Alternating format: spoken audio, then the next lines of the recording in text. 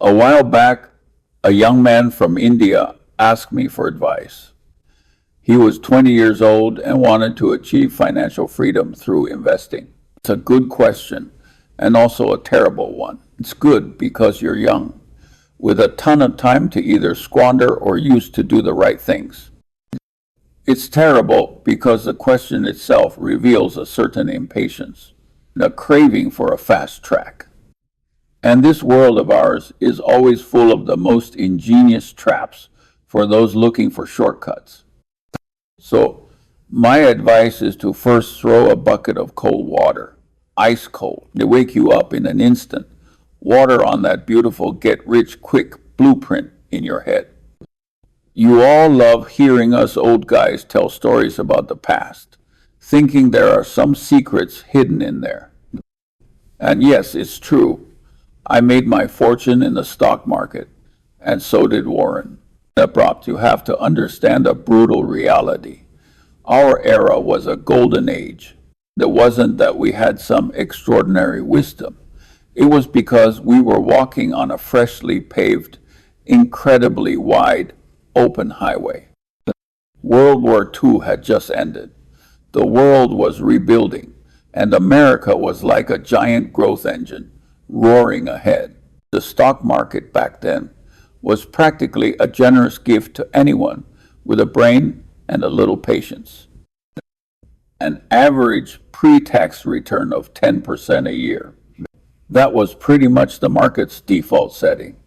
You didn't need to pull off any earth-shattering moves. You just had to be a clear-headed, normal person.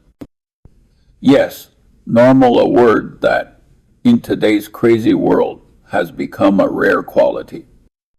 All you needed was a little self-control.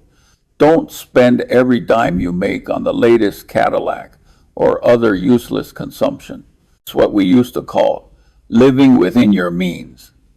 Then you take the money you saved and invest it in good companies that you could understand with just a little bit of thought. And then you'd go to sleep, go fishing, spend time with your family. Time. That most honest of friends would take care of the rest for you.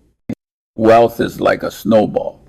All you need is a long hill and wet snow, and it will roll itself. Back in those days, getting rich felt more like a law of nature, a reward for virtue and patience. Now, look around you. You're late to the party. I'm not saying this to make you despair. I'm saying it so you see reality. That wide open highway is now jammed with the smartest, most avaricious minds in the world. Every company is scrutinized under a microscope by thousands of analysts. Every data point is analyzed by a supercomputer in a fraction of a second. You think you can still easily find a deeply undervalued cigar butt. An opportunity like that is as rare as finding a free parking spot in downtown Los Angeles. These days, what's your real return on large cap stocks? After inflation, after the trading costs and taxes you pay because you can't keep your hands still, what's left might not even buy you a decent cup of coffee. So, if you're going to put in all that effort and risk permanent loss of capital just to earn next to nothing, my advice is this. Maybe you're better off not bothering at all. That sounds harsh, doesn't it? But what's more dangerous than a harsh truth is a comforting lie. Those people yelling at you on TV every day about the next 10 bagger are either crooks or fools, or both. I walked this path and succeeded. But that doesn't mean it's a royal road anyone can just copy. If you could get rich just by reading a few books about me or listening to a couple of my talks, you'd have to hold this meeting in a 100,000-seat stadium, and the tickets would be as expensive as the Super Bowl. The first and most important piece of wisdom: lower your expectations. Accepting a mediocre rate of return is your first line of defense against making stupid decisions in this era. You stop chasing overnight riches. You won't fall so easily into the traps tailor-made for you. Another gentleman brought up an interesting point. He said that financial experts have now finally discovered through research that high-quality, profitable companies are better investments. He traced it back, saying it was a concept Buffett proposed long ago, and Buffett said he learned it from me. He then asked me how a lawyer from the 1,950 seconds and 60 seconds came up with such an advanced idea. Good heavens, an advanced idea? Isn't that just common sense? Who doesn't know that a good company is good? Who doesn't know it's better to marry a beautiful, smart, and kind wife than a foul-tempered alcoholic? Does that require research to discover? That's like physicists, after years of study, solemnly announcing, we have discovered that objects tend to fall downwards. The key question has never been, do you know a good company is good? The key question is, what price are you willing to pay for that goodness? That is the absolute core of the entire game of investing. You all know Coca-Cola is a great company. Its brand is like an impregnable fortress. And billions of people around the world happily pour its sugar water down their throats every day. But are you the only one who knows this secret? No. Everyone on Wall Street knows it. Even the homeless guy on the corner. So, its price already reflects the rosiest outlook for the next 100 years. If you buy a wonderful company at a very high price, you might just get a wonderfully mediocre return. Investing isn't a beauty contest where you pick the prettiest company. It's more like betting on horses. You don't just need to know which horse is the fastest. You need to look at the odds, the point of betting on a champion horse. If the odds are 1 to 1.01, you're taking on all the risk of the horse stumbling or having an accident, only to get a trivial reward. On the other hand, a horse that doesn't look like much, but whose abilities are underestimated, with odds of 15 to 1 now, that might be the truly smart bet. I was young. What were the finance professors in their ivory towers teaching? The efficient market hypothesis.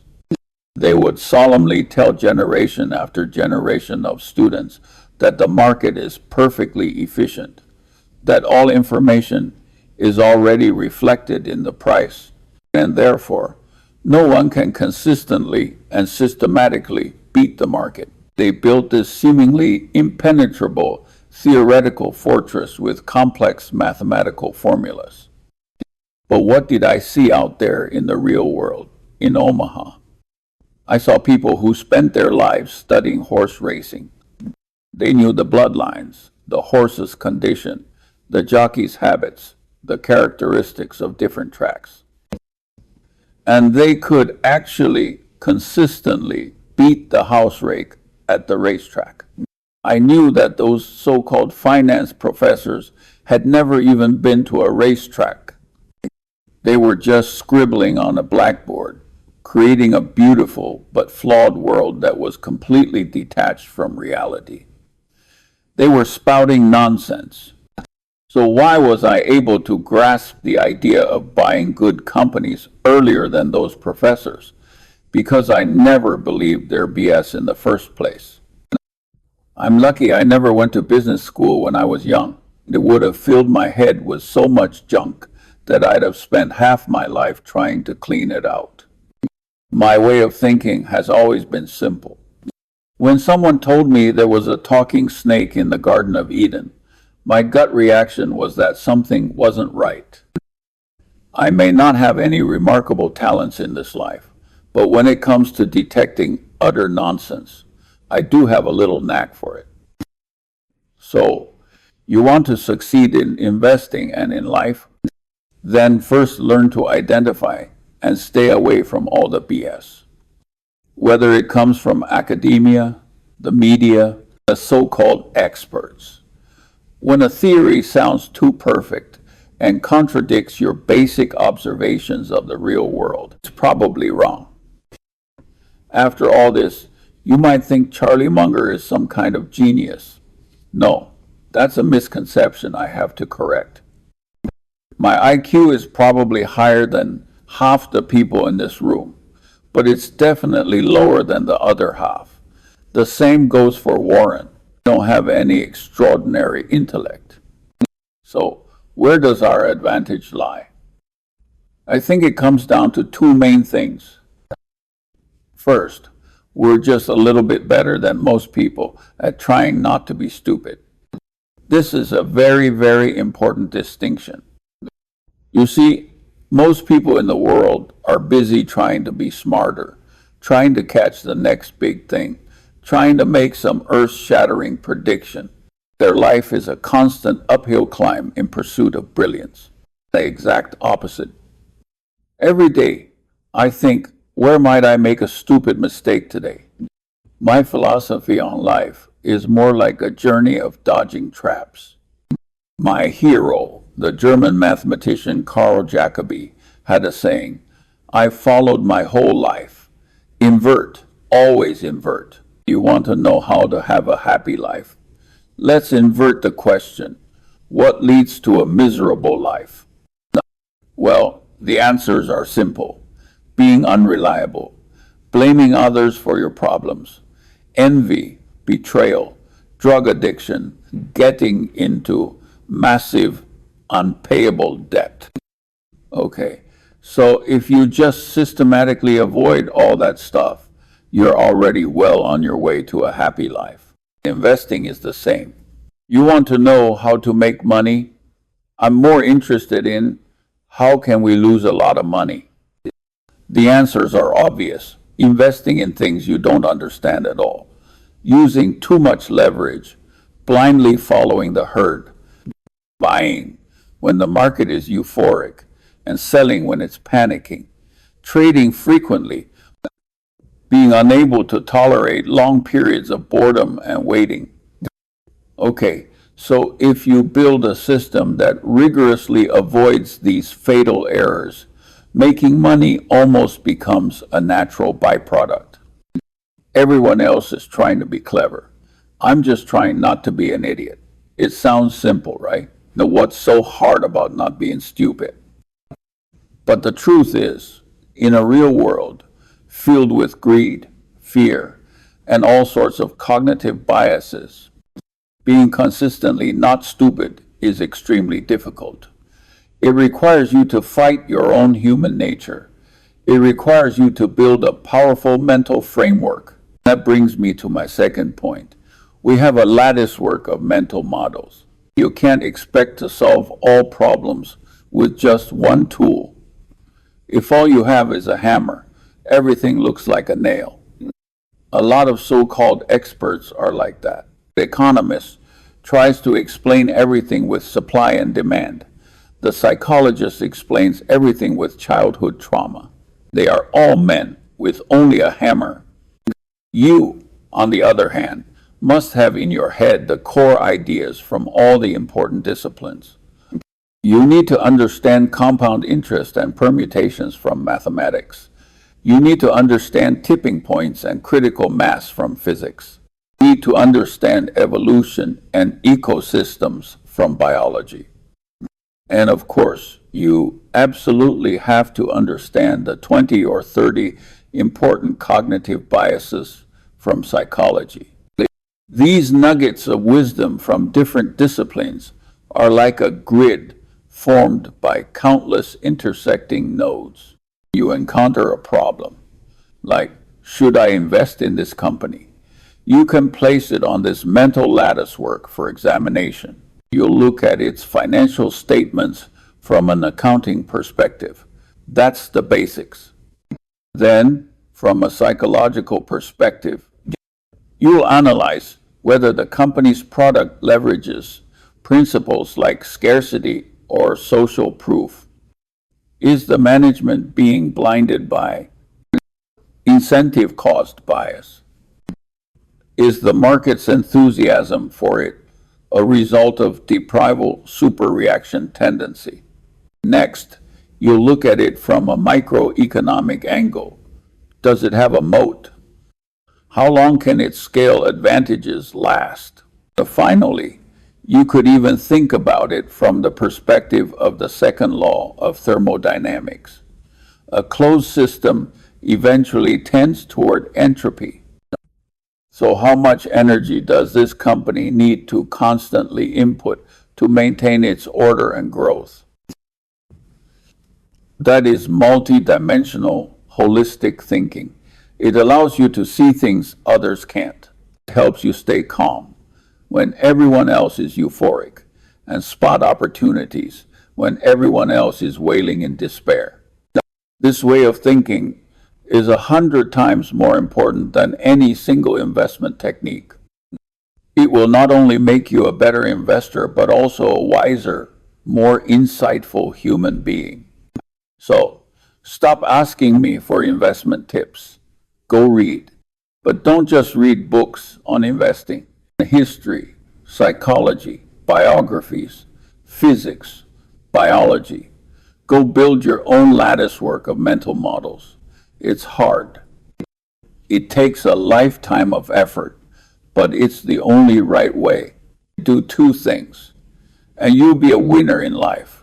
One, don't do stupid things. And two, live a long time.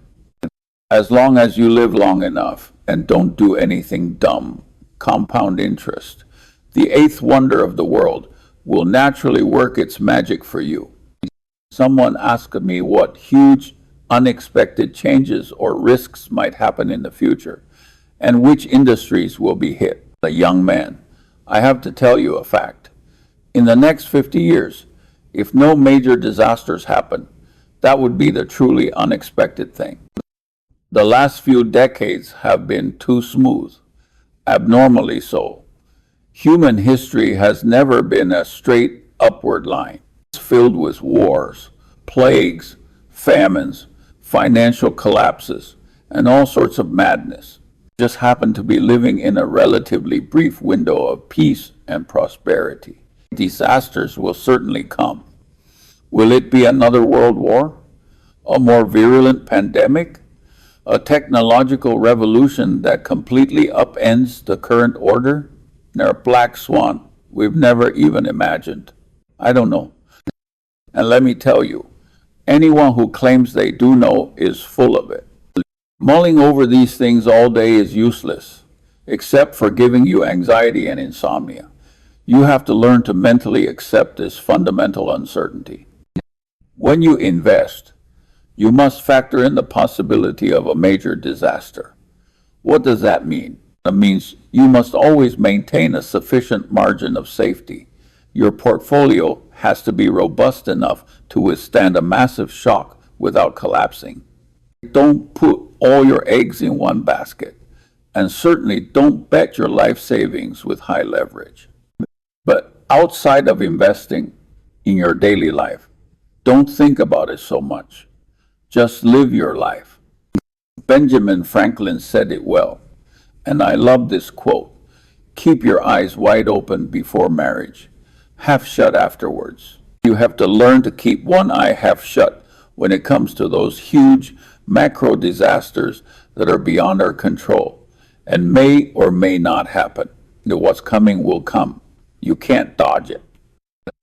Before disaster strikes, the only thing you can do is live each day well. Build up your circle of competence. Take care of your family, and make yourself stronger and more rational. Our era is facing tremendous change. Globalization, free trade, these are irreversible trends. Some people ask me if we should have free trade with China. My answer is we absolutely must. China is a rising nuclear armed power. With a country like that, you have two choices: coexist peacefully or destroy each other. It's a very simple choice. If the US and China get into a serious conflict, It will be mutually destructive, which benefits no one. And trade is the best bond to connect us and keep us rational. Of course, some people will get hurt in the process.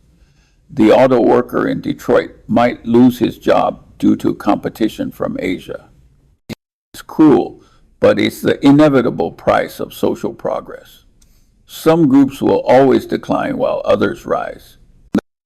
When faced with such adversity, the right attitude isn't to whine and complain all day, playing the victim. Nobody can save you if you do that. The right attitude is to face the challenge, learn new skills, and adapt to the new world. That's a positive attitude toward life. A young person asks for my advice on entrepreneurship, especially in the internet space.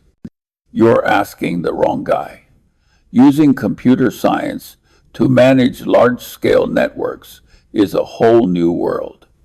By the time this stuff came along, I was already set in my ways. My brain's hard drive was full. There was no room for this new material. I'm too old now to learn how to code or to understand those complex algorithms. But that doesn't bother me. I have things I understand, and I've done pretty well for myself with them. Just because I don't get the internet doesn't mean I feel inferior.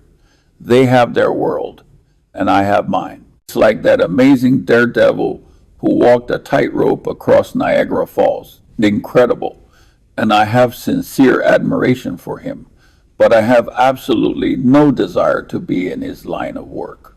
Larry Page and Sergey Brin of Google are geniuses. They're like another species. I wouldn't dare compare myself to them. Many of you young people want to be like them, in a hurry to get rich, in a hurry to change the world. That ambition is a good thing, but the hurry part is often poison. The more you rush to make money, the more likely you are to make short-sighted decisions, the more you'll be swayed by market noise, and the more likely you are to give up right when you should be holding on. So, if I have to give one piece of advice to you young people who want to succeed, it's the flip side of what I told that young man from India. Get rich slowly. I recommend you get rich slowly, like I did. Getting rich is a very enjoyable process. It's not just about the numbers in your bank account going up. It's proof of your growing wisdom, patience, and self-control. When you get rich slowly, you can savor the joy of every correct decision and the calm that comes after resisting temptation. You can truly understand the magic of compounding, not just the compounding of money, but the compounding of knowledge and experience. What's so great about getting rich overnight? It's like someone who's never had a drink suddenly chugging a whole bottle of hard liquor. If they don't pass out on the spot, they'll make a fool of themselves. The sudden windfall of immense wealth often destroys a person rather than builds them up. If you don't have the mindset and ability to handle it, you'll quickly squander it yourself or get cheated out of it by the various sharks who smell blood in the water. But getting rich slowly is like sipping a pot of aged tea. It's a lifelong source of pleasure and flavor. Your wealth grows in lockstep with your wisdom, and you remain firmly in control of your own life. That is the best state to be in. All right, let's talk about something more specific and weirder. Negative interest rates. Someone asked me what I think about the phenomenon of long-term negative government bond rates. My opinion is, I don't get it. I've lived for over 90 years. I've seen wars, depressions, and interest rates at 1.5%, but I have never, ever seen negative interest rates. This phenomenon has made every economist in the world look like an idiot. The textbooks they wrote became worthless overnight. Japanese life insurance companies once promised their customers a 3% return. They never dreamed that one day the entire environment would turn to negative rates. It was a death sentence for them. Many companies went bankrupt because of it. Nobody saw it coming. So, when the very same economists who completely failed to predict negative rates now come out and pontificate about their profound implications, I just have to laugh. They're just a bunch of wizards in suits chanting ancient spells in more complicated language. You ask me what the effects will be. I'll tell you. I don't know. I'm baffled. When interest rates can fall below zero, when central banks around the world can fire up their printing presses like crazy, and yet inflation remains dead in the water, of course I'm going to be baffled. Faced with the current situation, if you're a person with a functioning brain, you should feel confused. The ones who claim they understand it all, who are full of confidence, they are the real lunatics because they don't even realize what an unknown and crazy new world they're in. So, if you also feel baffled and confused, good. That's proof that your brain is still working properly. Acknowledging your own ignorance is the beginning of wisdom. For things outside your circle of competence, the best strategy is to remain humble and cautious. Don't bet on things you don't understand. Okay, I think I've said enough for today. To sum it all up, it's really just a few old adages I keep repeating. See reality for what it is, and lower your expectations. Don't expect free lunches. Spend your whole life trying to avoid being stupid, not trying to be exceptionally brilliant. Invert, always invert. Build a multidisciplinary lattice work of mental models and view the world through a diverse set of lenses. Buy good companies, but at a reasonable or even cheap price. This is hard, but it's worth spending a lifetime learning to do. Embrace uncertainty, but always leave yourself a large margin of safety. And finally, most importantly, have patience. Get rich slowly, grow old slowly, and enjoy the process. These principles all sound like cliches, like things you've heard 1,000 times. But believe me, taking these simple, plain truths and sticking to them day after day for a long life, that, in itself, the most remarkable wisdom of all. Thank you.